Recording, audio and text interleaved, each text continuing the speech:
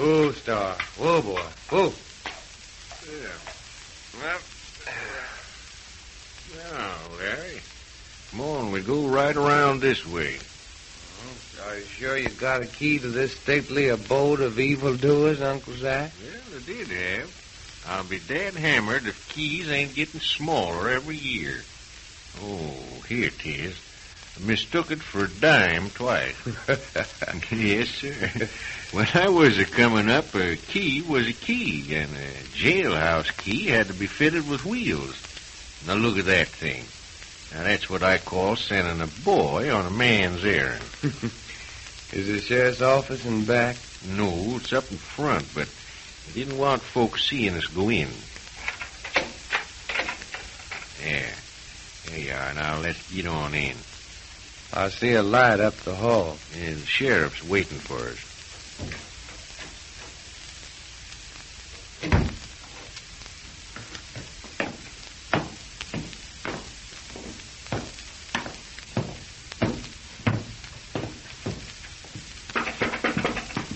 Come in.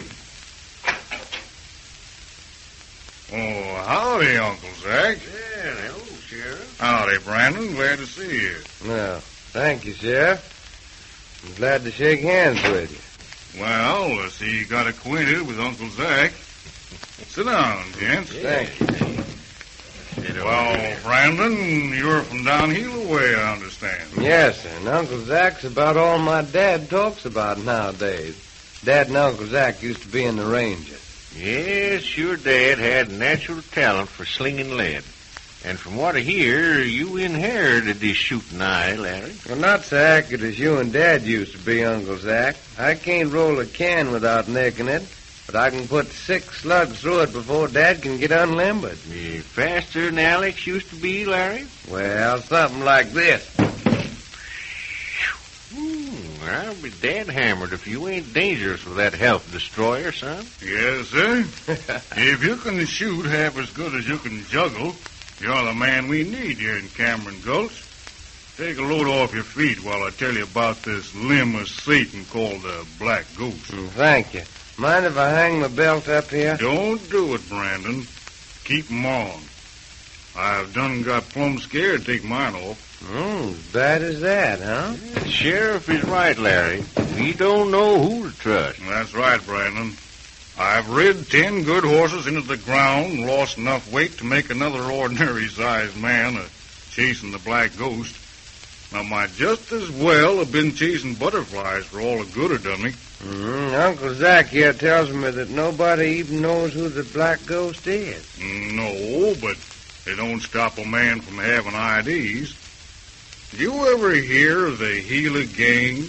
Why, yes, but you don't think that... Yeah, remember how the Gila bandit had a way of sliding out and leaving the other gent to hold the sack? Yes, but nobody knows who the Gila bandit is. Was. No? Well, maybe some folks know more than you think. Who was he, Uncle Zach? Well, blessed if I know. This is all news to me. Gila Bandit and all his raids never got hemmed in once. Some of his men got caught, but he just seemed to fade away. Always had his getaway figured out to a gnat's eyebrow. Well, does that suggest anything? You mean, the Black Ghost You is... bet I do. There ain't 2 men that clever in one generation. A criminal may change his deviltry to suit a certain section, but he always runs true to form. The Gila bandit down there was a sidewinder and a skunk. But the folks remember the way he eluded capture better than they do his crimes. The Black Ghost robs and kills, rich and poor alike, even cripples. And human life means absolutely nothing to him. But Cameron City talks about the way he vanishes from sight in bright moonlight. Then you all think that the Black Ghost is the Gila bandit. I wish I could be sure of receipt and glory when I cash in my chips. Then from now on, I'm riding your hunch, straight up. It's just a question of outsmarting him. Well, that'll be some job, Brandon. He's got this Gulch buffaloed to a standstill. Why, some folks won't speak his name above a whisper. They half believe he's supernatural. Is that so? Yeah. Well, The first I knew of the Black Ghost was 6 months ago when he held up the bank. Ace Cameron, owner of the bank and the whole dang town, reported to me that a man wearing a black hood and robe had robbed the bank and then rid away on a coal-black horse. That was a Saturday night, and the bank was open late to accommodate payrolls and I mines. see. Yeah, the town was swarming with men, and every man that owned a horse rode in the posse. He had plenty of start on us, but when we rode out of the gulch under the lava beds, there he was in his black outfit jogging along ahead of us, and every man fogged in behind him at a run. And I believe Uncle Zach said it was moonlight? Say, I never seen a full moon as bright. The hills on the right and Buzzard Butte on the left looked like a big saucer painted in silver, and it was plumb deceiving to the eye. Anyhow, he let us gain on him till he got about half a mile from Buzzard Butte, and then we saw a big glare of light, a puff of smoke, and right in front of our eyes, horse and rider turned a pale white, and then they disappeared off the face of the earth. I bet half the posse was scared to death. Brandon, for the first time in my life, I was so scared that my teeth started chattering. About half the men hightailed it for town, but the rest of us hunted till daylight. We found nary a track, no sign whatever. And yet there wasn't a rock on them lava beds big enough to hide a flea under. Of course, we knew that a horse and rider couldn't up and evaporate like that in plain open moonlight, but them spooky lava beds didn't help us none to figure it out. I bet you they didn't. Well, we got back to Cameron City a little after daybreak to find that this rattler had returned to town while we was looking for him and stuck up the Diamond Stud Saloon with 100 armed men present. Not a man followed him. Well, But that wasn't all. Just to keep folks from thinking he was shirking, he beat up old man Winthrop, the cripple, and left him lying on the floor unconscious. And the boys found him there. well, now that's what I call a plumb industrious hombre, Sheriff. You ought to have some help dealing with a fella like him. Well, I didn't ask for help right away because I figured I could take this gent alone. But Ace Cameron wrote to the governor and offered $5,000 reward for the capture of the Black Ghost. And then pretty soon Uncle Zach showed up. Yeah, the governor tipped me off personal. You see, Larry, the trouble with this elusive gent is that he knows everything that goes on in Cameron Gulch, no matter how careful we are. If we send out a gold shipment, he nabs it pronto. Why, he's actually taking toll from some of the small miners who operate claims out in the hills. He leaves so much of each cleanup at a stated place, and those who try to trap him or fail to leave the dust passes out peaceful and prompt. So most of them pay. Well, is that all you know, Sheriff? All I know, Brandon, and it don't help much. Well, Sheriff, can I ask you a few questions? Yeah, go ahead. I'll do my best to answer them. Well, when this gent held up the bank the first time, did Ace Cameron report to you in person, or did he send you word? Why, he sent a note by a Mex kid. Did Ace Cameron ride in that first posse? No, now that I come to think of it, he didn't. But you're not a thinking. I'm not missing any clue, Sheriff, no matter how small it is. Can Ace handle a gun? Best in town, I reckon. Outside of his two lookouts at the Diamond Stud and Uncle Zach, he's faster than me a whole lot. Then he'd make a good man in the posse, wouldn't he? Oh, sure.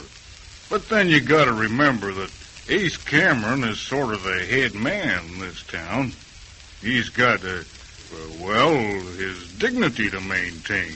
He can... Yes, Uncle Zach tells me that he owns the whole town. Well, just about, I reckon. And if I recollect, Uncle Zach said he owns the Diamond Stud and the Palace Hotel, and then there's a bank, too. Uh-huh. And he made his money grub-staking miners. That's right, Larry. Ace Cameron's right generous when it comes to financing prospectors. Well, now, just how many of these hard-working prospectors that he grub-staked ever struck it rich? Well, I don't recollect any of them ever made a big strike. A man, if he's lucky, can make a living. And yet Ace Cameron got rich, just grub-staking them. Yes, but... Now, wait a minute, Uncle Zach. You say, Sheriff, that Cameron was the one that wrote to the governor and offered $5,000 reward for the Black Ghost? Yeah, that's a fact. $5,000. And his own place of business had been held up with this Black Ghost right frequent, huh? Yeah, just about ever so often. You know, Sheriff, I wouldn't be surprised if it weren't about time for the Black Ghost to be calling on Ace Cameron again. Huh? What's that? I said I wouldn't be surprised if the Black Ghost wasn't aiming to call on Ace Cameron again in the near future. Well, I'll be eternally doggone. Say, how'd you know that? I just guessed it. Why? Because Ace Cameron just got a note from the Black Ghost this evening. A note saying that he was going to stick up the Diamond Stud Bar tomorrow night. What? Well, I'll be dead hammered. Yeah, that's why I sent for you. I've got the note right here. Pull down that window blind there. Now get it.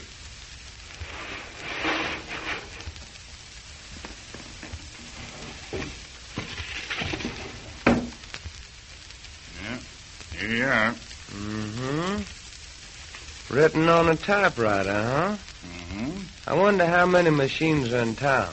There's just one, and it's owned by Ace Cameron. Yeah, but how on earth could the Black Ghost write that on Ace's machine in his office at the Diamond Stud? The typewriter ain't at the Diamond Stud. It's at the bank in Cameron's private office. Here, let me read it. It says, better put another $5,000 on my head, Ace Cameron.